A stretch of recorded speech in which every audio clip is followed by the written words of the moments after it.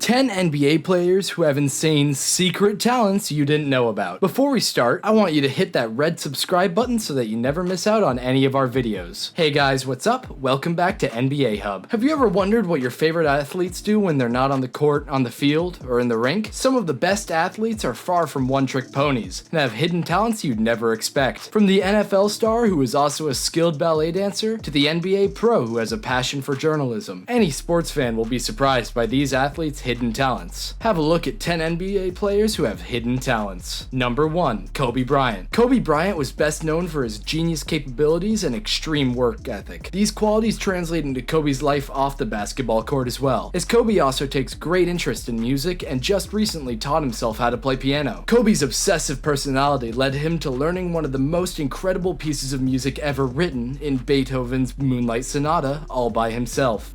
Your inner challenges, just you. There's no teammates to give you support or words of encouragement. I mean, it's just you.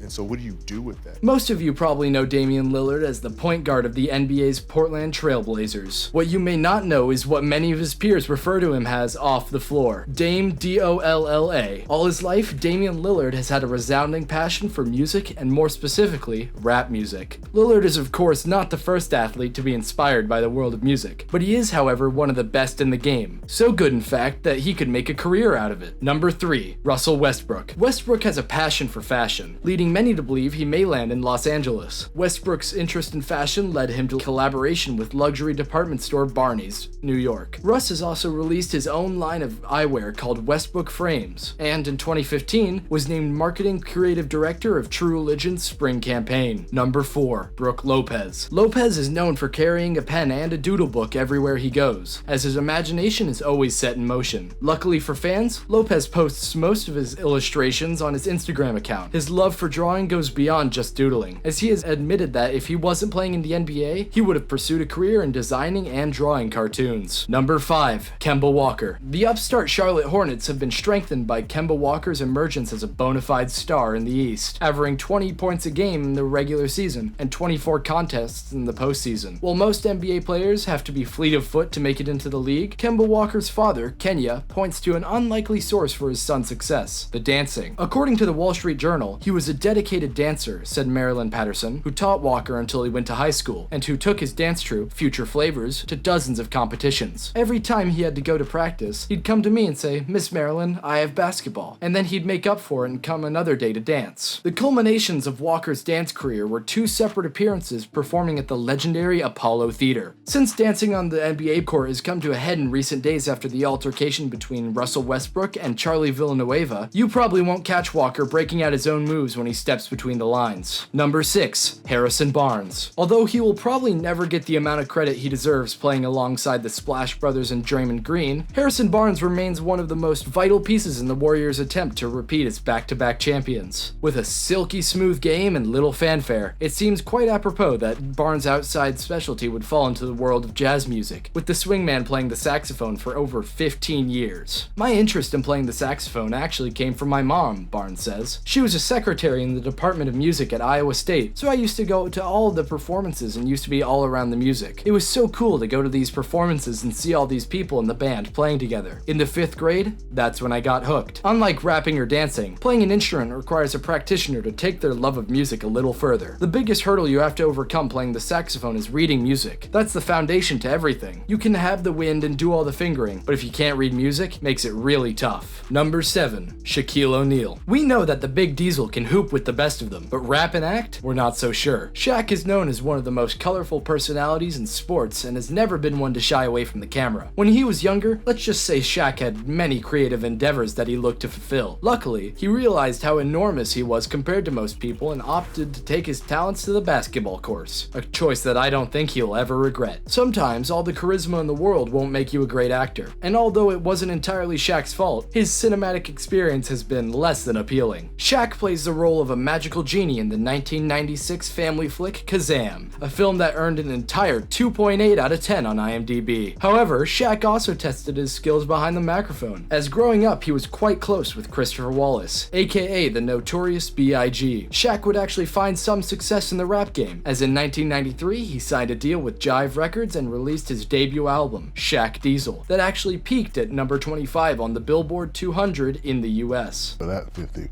now you got 25, and you put that away, and this, you have fun with it. Cars, jewelry, whatever you want.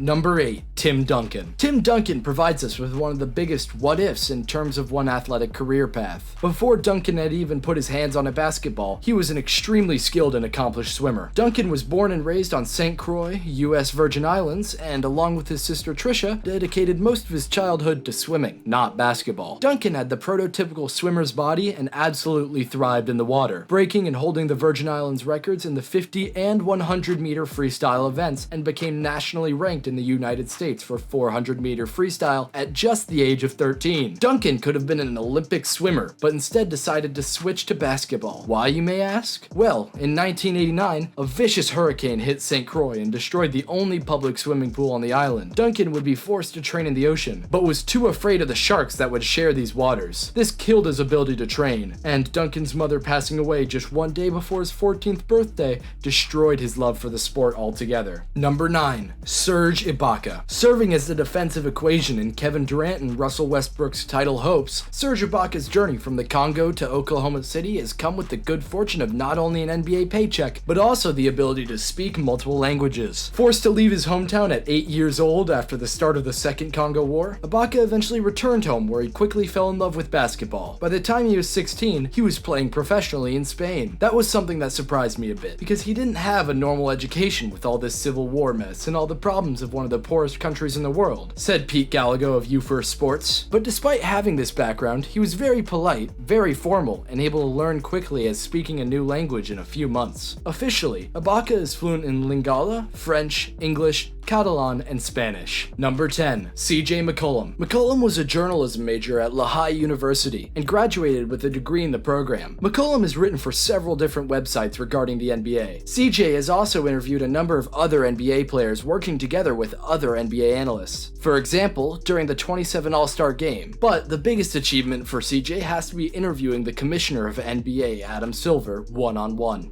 I pick up my third foul on a questionable charge call. Then I have to sit and watch, and then, rhythm was gone and just... This brings us to the end of our video. I hope you enjoyed it. Hit like if you did, and don't forget to subscribe to our channel so that you don't miss any of our videos in the future. Also, watch the 2 videos on your screen because I'm sure you'll love them. With that, I'll see you in the next video.